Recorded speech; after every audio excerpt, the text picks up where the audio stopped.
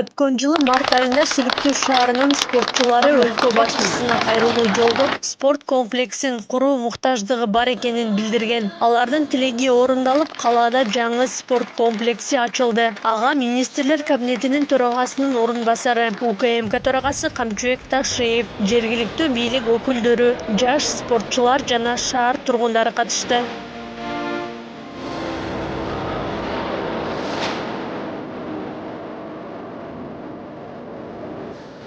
Бұл спорт залының құрылышы жеке мемлекетіміздің басшысы, ұрмақты президентіміз Садыр Жапаровтың бөлінген қаражат негізінде салынды.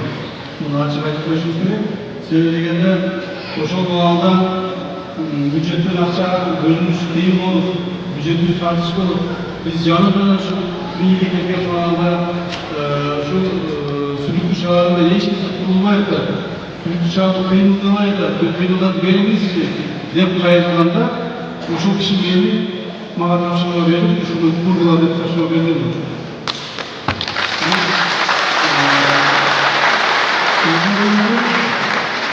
Президенттің тапшырмасы атқарылды, құр күндік 30 миллион сом ақша кетті, 30 миллион сом ақшаны президенттің өзі үшін Сүлүктүү шаарына жеке өз кантына бөліп берді.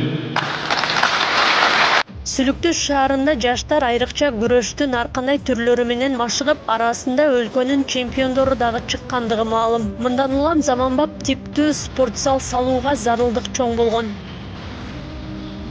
Азыр Сүлүктүү шаарында 2 чемпион балабыз бар, точнее 3 чемпион балабыз бар.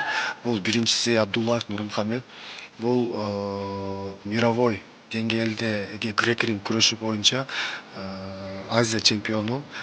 Мерде экинчи месттен алып калган.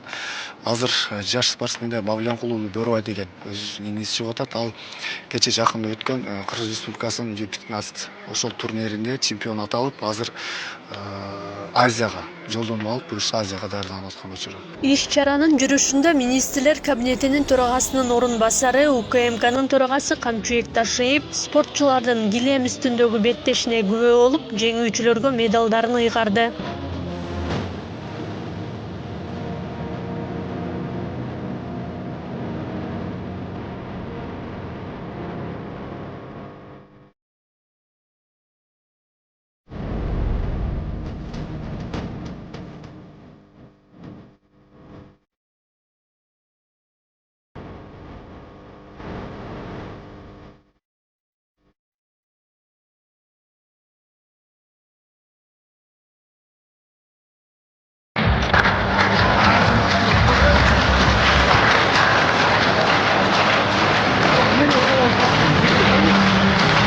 İkinci orunda Rozgariya Komiseri.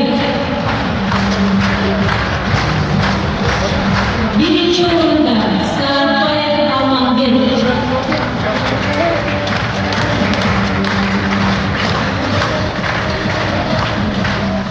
Шаарыбыздын тургундары, жаштарыбыз аябай жакшы маанайда, баардыгы өтө кубанычта.